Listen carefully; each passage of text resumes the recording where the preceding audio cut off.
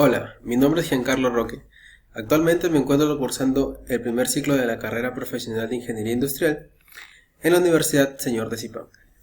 En esta oportunidad estaré hablando de una alternativa de solución a la problemática bioética respecto a la violencia de género. Para tener un poco más de conocimiento sobre el tema, empezaré dando una introducción de la misma. La violencia en el Perú es un problema social de graves consecuencias para la salud, la economía y el desarrollo de los pueblos. Se instala de manera silenciosa en numerosas familias y deja sus terribles secuelas. Sin embargo, la violencia es un problema que generalmente se calla y se oculta principalmente por su propia víctima. Según la Organización Mundial de la Salud, es un tipo de violencia física, psicológica contra cualquier persona. Cabe precisar que se considera violencia contra la mujer cualquier acción o conducta que cause muerte, daño o sufrimiento, ya sea de forma física, sexual o psicológica hacia la mujer. Se trata de una manifestación del ejercicio de poder de una persona sobre otra, basada en su condición de género. Las estadísticas de violencia contra la mujer permiten conocer la relevancia de este problema y la necesidad de mejorar las políticas sociales de promoción y protección de la mujer. Según el Instituto Nacional de Estadística e Informática, el 25 de noviembre del 2018, al conmemorarse el Día Internacional de la Eliminación contra la Violencia contra la Mujer, dio a conocer que, en el país, el 65.9% de las mujeres de 15 a 49 años, alguna vez en su vida fue víctima de algún tipo de violencia, ya sea psicológica, verbal, física o sexual. Clasificación de la violencia de género. Según la Organización Mundial de la Salud, divide la violencia en tres categorías: la violencia autoinfligida, la violencia interpersonal, la violencia colectiva. La violencia autoinfligida comprende el comportamiento suicida y las autolesiones. El primero incluye pensamientos suicidas, intentos de suicidio. La violencia interpersonal se divide en dos subcategorías: violencia familiar, violencia comunitaria. Violencia familiar, o también llamada violencia de pareja, es la violencia que produce sobre todo entre los miembros de la familia o de la pareja, y que por lo general, aunque no siempre, sucede en el hogar. Se incluyen formas de violencia como el maltrato de los menores, la violencia contra la pareja y el maltrato de personas mayores. Violencia comunitaria es la que produce entre personas que no guardan parentesco y que pueden conocerse o no, y sucede por lo general fuera del hogar. Abarca la violencia juvenil, actos fortuitos de violencia, la violación o ataque sexual por parte de extraños, y la violencia en establecimientos como escuelas, lugares de trabajo, prisiones y hogares de ancianos. La violencia colectiva se subdivide en violencia social, violencia política y violencia económica.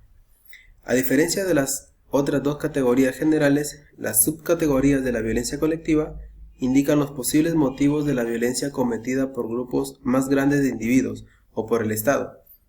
La violencia colectiva infligida para promover intereses sociales, sectoriales, incluye, por ejemplo, los actos delictivos de odio cometidos por grupos organizados, las acciones terroristas y la violencia de masas. La violencia política incluye la guerra y otros conflictos violentos. La violencia económica comprende ataques por parte de grupos más grandes, motivados por el afán del lucro económico, tales como los llevados a cabo con la finalidad de trastornar las actividades económicas, negar el acceso a servicios esenciales o crear división económica y fragmentación. Una de las soluciones para combatir la violencia de género es promover la igualdad de género y promover los derechos humanos, integrando la violencia de género como materia obligatoria en los colegios. Generalmente, el tema de la violencia en los colegios se trata a través de acciones anti-bullying o en talleres de efectividad en los que se les enseña a los niños sobre la violencia psicológica y física. Pero, en relación al trato de género, es poco lo que les enseña. Aparte de decirle a los niños que a las mujeres no se les golpea porque físicamente están en desventaja, o que no se les puede agredir verbalmente porque ellas tienen una sensibilidad superior. En la adolescencia, Cuando comienzan a tratar temas de sexualidad, lo más común es que enseñen sobre los riesgos de enfermedades transmitidas a través de las relaciones sexuales. Pero es muy poco lo que se maneja a nivel curricular sobre los abusos sexuales, los abusos psicológicos y económicos y la violencia entre parejas. La ONU Mujeres declara que la base para erradicar la violencia de género está en la educación igualitaria de la primera infancia, porque de esta forma los niños no logran adquirir actos machistas como hábitos. Entonces no es reparativo, sino formador, que es mucho más fácil de abordar. Con niños pequeños se recomienda inculcar fuertemente los valores de respeto, tolerancia, amor hacia el otro, compañerismo e igualdad de trato.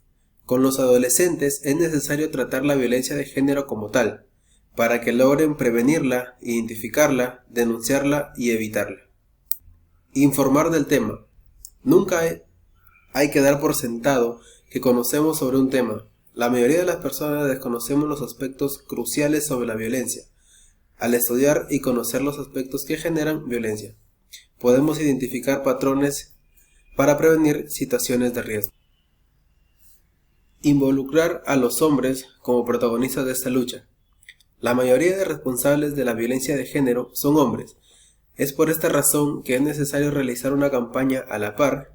Por un lado, empoderar a las mujeres para que no tengan miedo de denunciar, y por otro, concientizar a los hombres de que el abuso y la violencia de género es un delito y que ellos mismos deben ser ejemplo para erradicar el machismo, como sinónimo de hombría o masculinidad entre sus círculos cercanos. Conclusiones. La violencia de género constituye una violencia de los derechos fundamentales y libertades públicas, y por ello, todas las conductas que se manifiesta ha de ser considerada como delito.